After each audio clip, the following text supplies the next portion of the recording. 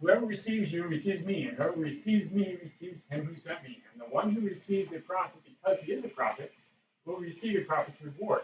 And the one who receives a righteous person because he is a righteous person will receive a righteous person's reward. And whoever gives one of these little ones even a cup of cold water because he is a disciple, truly I say to you, he will by no means lose his reward. When Jesus had finished instructing his 12 disciples, he went on from there to teach and to preach in their cities. Probably the chapter should have ended after that line right there.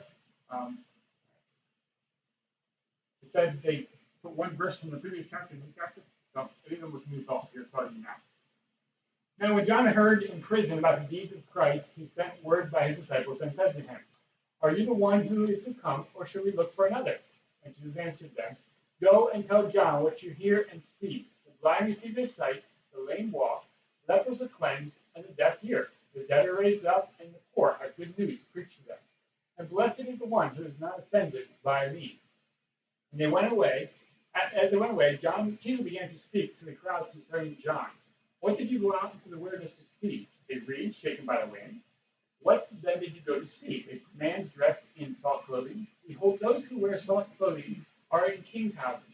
What then did you go out to see? A prophet? Yes, I tell you, and more than a prophet.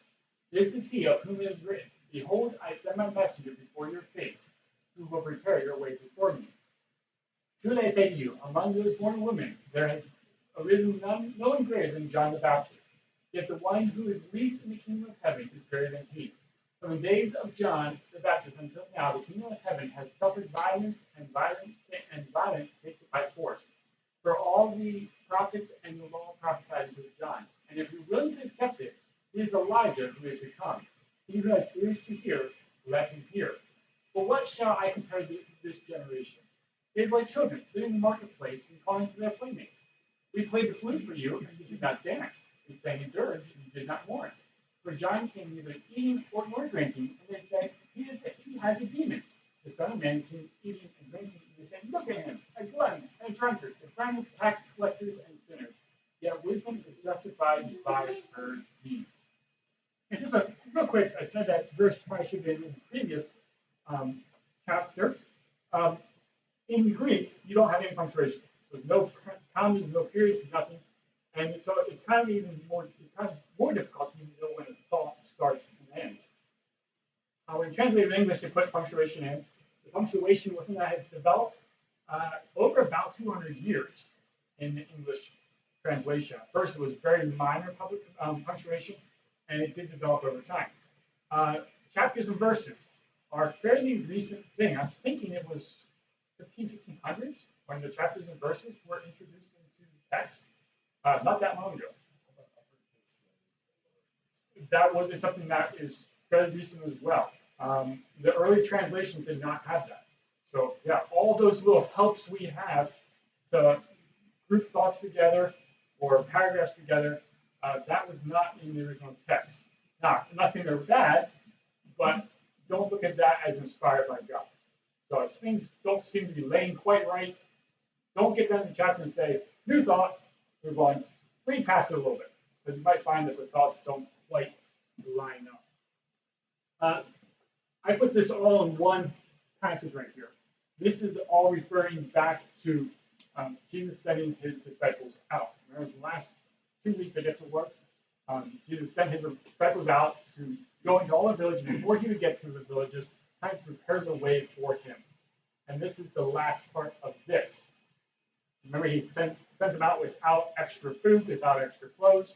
So just go, and God will provide, and the people that you're witnessing to, speaking to, will provide for you.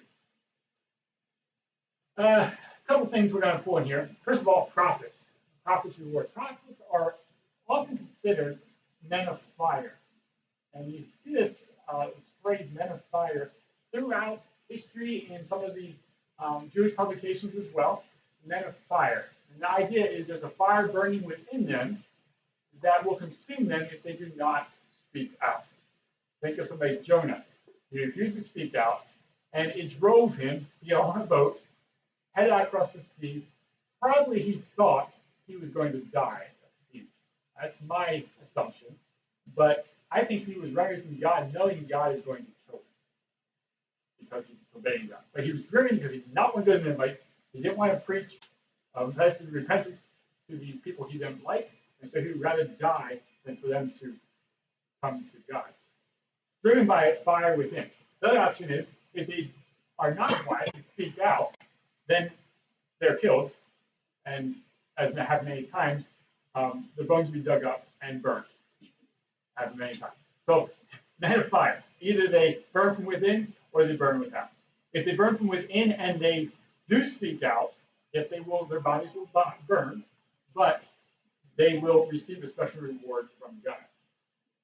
So they will see the prophet's reward, that is death. Prophets in the Old Testament were almost always killed. The prophet's reward, but it's an eternal reward. It's just a temporary death in the body, eternal reward in heaven.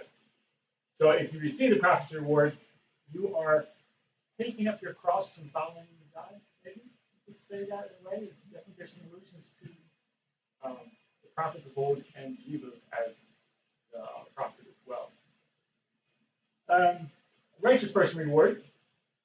Righteous will inherit the earth. There's a lot of phrases in here that are in Matthew chapter 5. A lot of concepts are in the next couple of verses as well. Righteous will inherit the earth. Those who receive a righteous person receive the righteous person's reward. So if you accept their message, you join in their message, and you inherit the earth as well.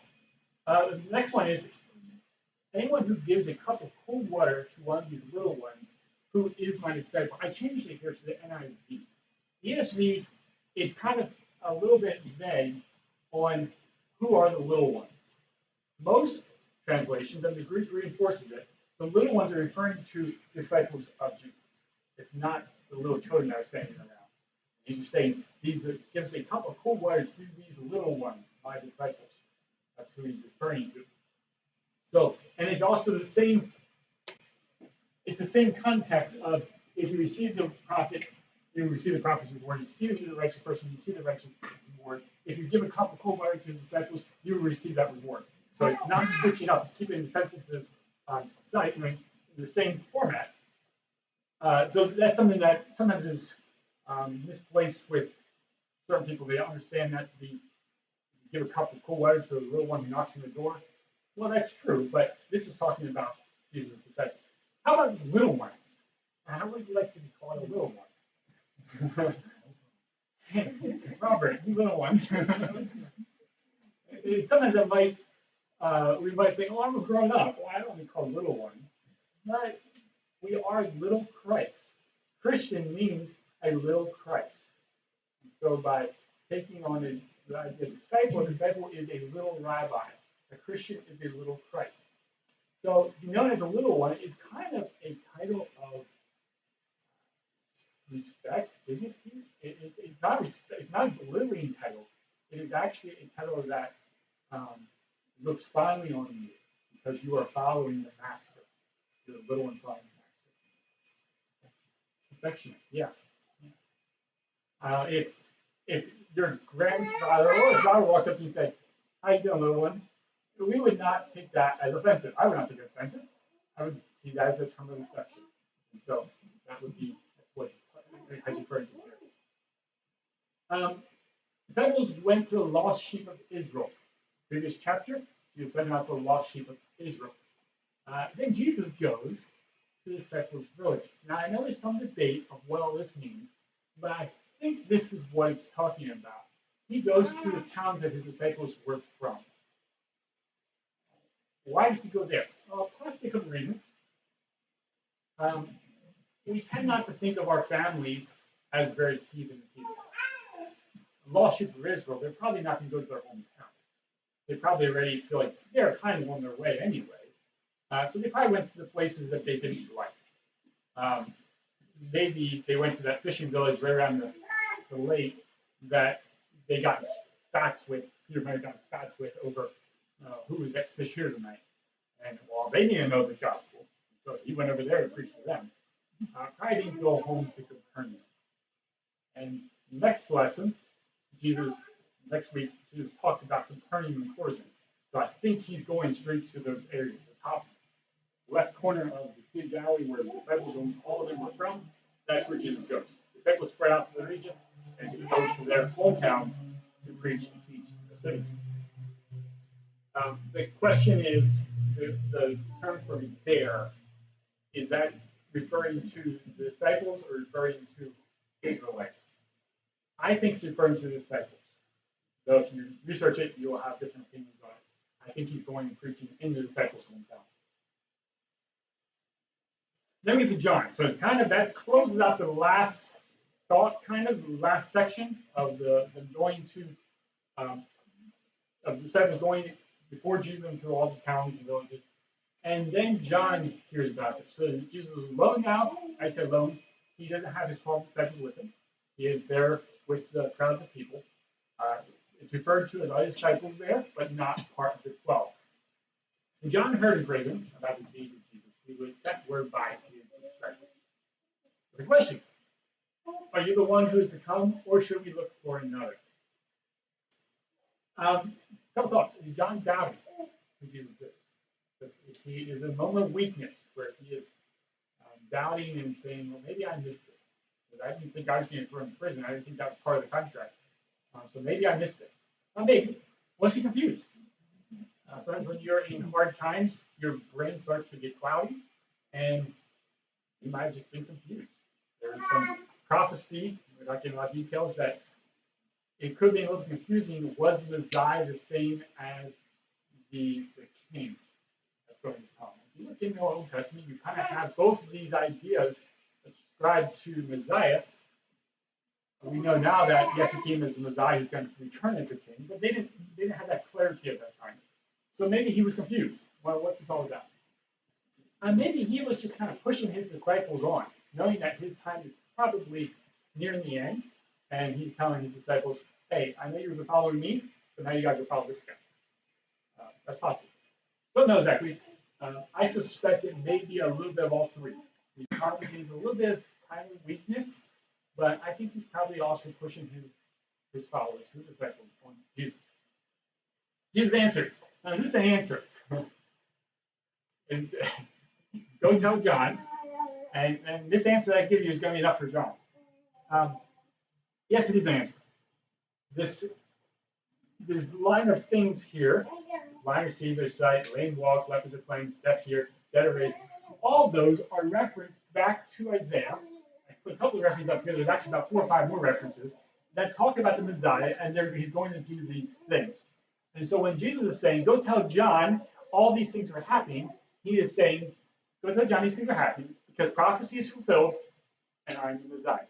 That's what John we got loud and clear. See, John knew the Old Testament much better than we do. As soon as he heard these things, he knew Jesus was making a statement. And he knew exactly where it was coming from. Now, he didn't have chapter and verse because they didn't exist yet. But he had read Isaiah probably to the point where he had it memorized. When you see it memorized, and all of a sudden you see phrases that you already memorized, you put it in that context. John will immediately put it in that context. Then Jesus gets into who is John. Now, John is a man. You all know the story of John. He was born from Elizabeth, and the story, she was an old age and conceived a child prophesied by an angel. Who is John? Is he just a man? Is he just another dude that walked down the street? Or is there something bigger about John? He said, what did you go out to the wilderness to see? A reed shaking the wind? You went out there to look at nature. That's why you went out in the wilderness. You went out to look at nature. No, that's not what they went out to see. They didn't go out to look at nature. He said, did you go out to see a man dressed in soft clothing? You went chasing riches. Maybe you're on a gold rush. Wandering out to the wilderness, looking for this person that you could benefit from. No, that's not what you went to see. He said, behold, those who wear soft clothing are in king's houses. They're not out in the wilderness. You didn't go out there to find that. You had to see a prophet? He said, yes, and I tell you more than a prophet. Again, are you seeking the prophet's reward? They went out to look for the prophet, seeking the prophet's reward.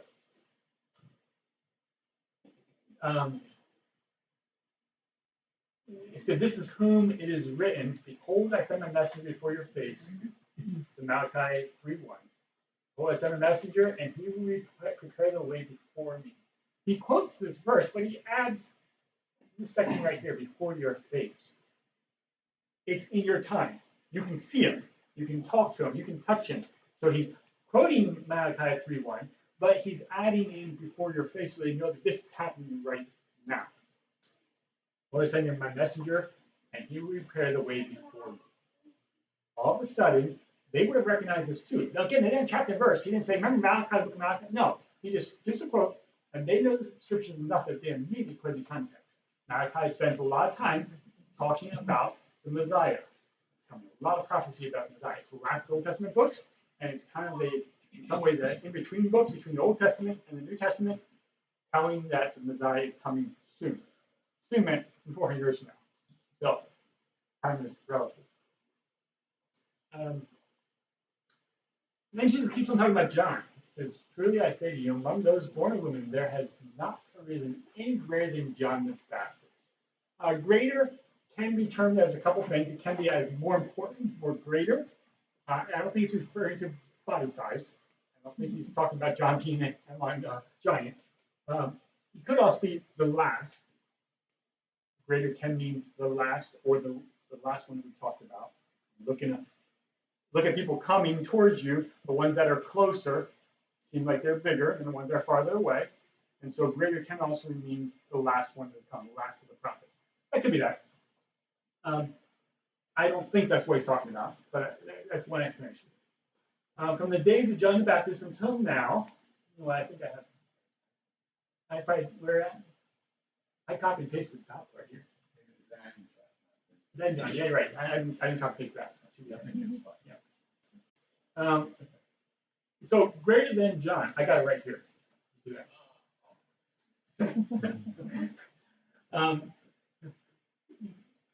To be greater than John, let's not look at this as in the last, but we just look at this as in having more significance, having more reward than John. John is the last of the Old Testament prophets in many ways. He is in the New Testament, but he really fits better as an Old Testament prophet. Maybe you could say intertestament prophet between the Old and the New. He does not live to see Jesus' death and resurrection. He dies under the Old Covenant. Blessed are the poor in spirit, those who are humble before God. Because they were given more than John was given. They understood, those of us that came after John, understand and see things much more clearly than John could see them. We have a greater reward than John. I think the blessed are poor in spirit. What is humility? Poor in spirit simply means blessed are those who are humble. Some translations even say it that way. Blessed are those who are humble. What is humility? I just put it out there. What is humility? I think I've asked this question before, but it's a concept that we often have messed up in our culture. Did I see a hand up? When you do think yourself better than other people. Okay. See yourself better than other people. That's the same word. We can't use the same word as definition. Humility and humble. What is humbleness? What is humility? Well, that's the concept we have in this culture of thinking lower of yourself. Thinking less than what? Amount. An amount. Okay. About yourself. Not thinking less of yourself, but thinking less of yourself. Yeah. I think it's acknowledging our limitations. Okay. Like, I don't know everything. Yeah. Honesty. Yeah, that's where I would go with it.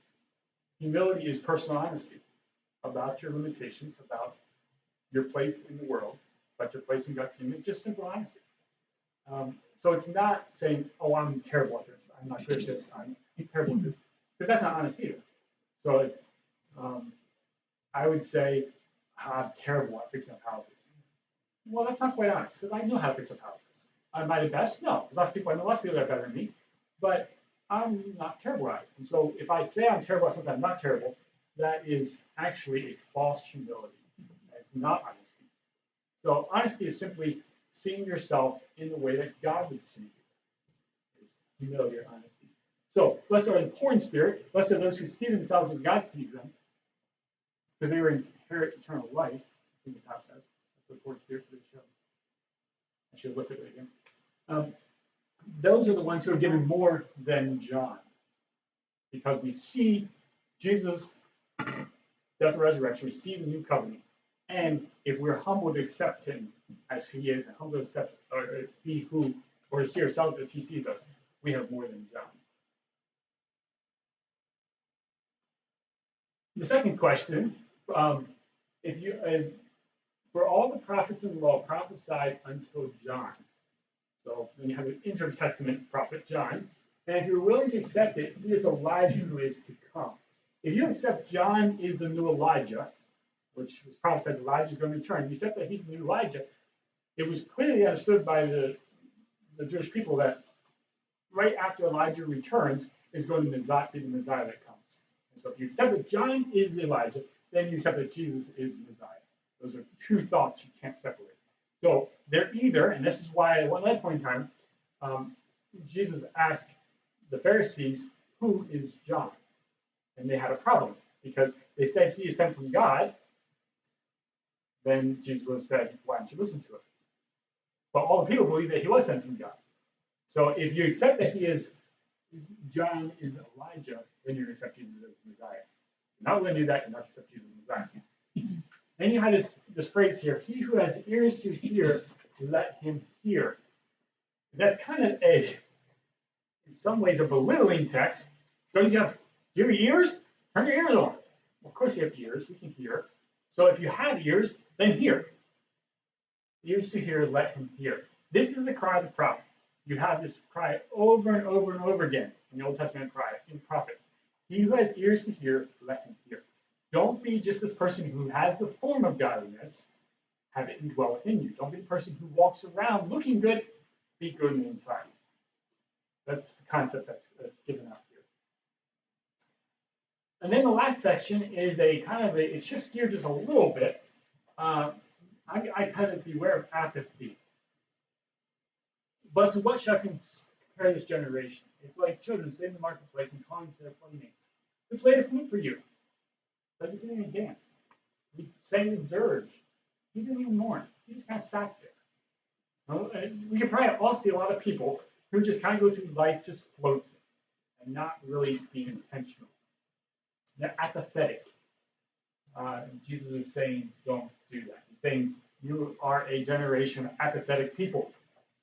It says, for John came neither eating nor drinking, and they said, he's a demon. Just kind of dismissed him. He's a demon. Son of Man came eating and drinking, and they said, look at him, a glutton and a drunkard, a friend of tax collectors and sinners. Yet wisdom is justified by her deeds. It says, he came not eating and drinking, fasting, living in the desert, and you say he's a demon, dismissed him. I came very much the opposite of that, and you just dismissed me too, saying I'm just a friend of the sinners. Circle of learning. This is something that I think it's alluded to. This is something that is throughout scriptures. It talks about it quite a bit. I'm just going to go to Hosea first and then come back. Whoever is wise, let him understand these things. Whoever is discerning, let him know them. For the ways of the Lord are right, and the upright walk in them. For transgressors stumble in them. You could read it like this. This is paraphrasing because you have whoever is wise, let them know them. You can have this. You can say it this way, or upright. Whoever is wise, the upright walk in them. That's two phrases that are referring to the wise. Let him who understands these things, for the ways of the Lord are right.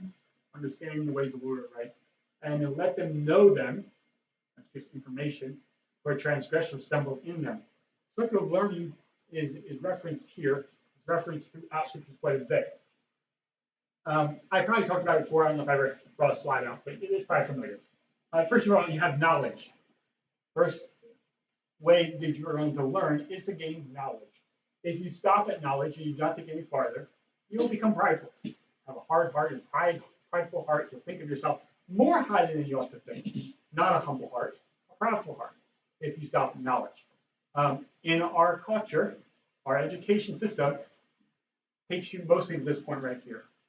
Unless you're going to work at it yourself, you're not going to get much more than just a lot of knowledge.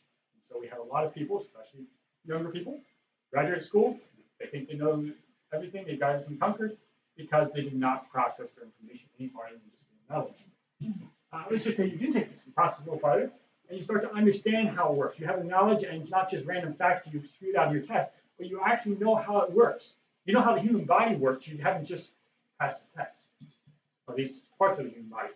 And if you don't go any farther than that, you just get the understanding, you become hard or apathetic. It all just becomes a mechanical thing that works, and you don't think of it any deeper than that. This is where the people that Jesus is talking to are at. They have that apathetic heart. They have an understanding of the Old Testament, they have an understanding of the prophets, they have an understanding of who the Messiah is going to be, but they are refusing to actually put their lives on stake, actually live in a way that it means something to them. So they have all the head knowledge, they have all the head understanding, but nothing more. And have grown hard or apathetic. And Jesus has a lot to say about that. He talks about the Pharisees many times, use them of having this hard or apathetic heart.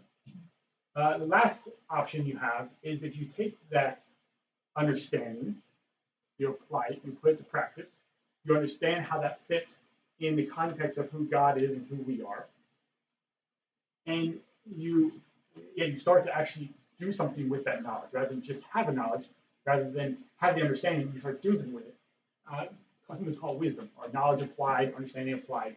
And that creates a humble heart, because you understand what your place is in this circle of events. At which time, you are welcome to return back and get more knowledge and complete the cycle more. What happens so many times in culture, both in the Old Testament, New Testament, and today, is we fail to make the circle complete. We either stop here, we stop here, we stop here, don't return back for more knowledge. If we complete that cycle and keep on doing that cycle, God will continue to work in our hearts. We will be able to learn with humility, something that they were not doing at that time, learning with humility. So Jesus is kind of coming down hard then for rejecting John, also for having this apathetic heart and not following through with what they knew to be true. Deep down, they knew what was true, but they were not willing to follow that. Dan Jose, whoever is wise, let him understand these things. Whoever is discerning, let him know them. For the ways of the Lord are right, and upright walk in them. But transgressors stumble, but transgressors stumble in them. So a couple things, questions for reflection. Who is Jesus to you as defined by your life? You know, it's not okay just to say, oh, I can quote all the verses of who Jesus is, and I got all the knowledge. It's not okay just to stop at saying, I got the understanding, I understand how it all works together, I understand the Trinity, I understand the prophecies, I understand the fulfillment of prophecies, I understand all this stuff. Have we taken it to wisdom? Do we actually apply what we know? If somebody's looking at our lives, would they say we understand who Jesus is or not? Hopefully the answer is yes. Who are we in light of who God is? It's an idea of humility. Humility is not simply saying, oh, we're these terrible people, just dust of the earth. Humility focuses, you really don't be humble, you focus on how great God is, not how poor you are, how little you are. Because when you see how great God is, you will immediately understand your position in life. So who are we in light of who God is? And then the last question is, are we really greater than John? Are we poor in spirit? Are we humble before God? If we're not, we need to become so. And if we are, we have a greater reward than John. Because we not only, when we die, we'll go to the same place he went to, but we saw the new covenant, we saw the Messiah come, we saw the Messiah die for our sins. Something that John was looking forward to, never saw it. He died first. We have a greater reward than John if we walk in humility of the poor spirit. Let's pray. Father, thank you for the lesson here. Thank you for what we can learn from John. Jesus Father, I pray you would help us to be humble before you, and that we would see you for who you are, and see us for who we are. Thank you for the reward that can come to us if we follow. In Jesus' name.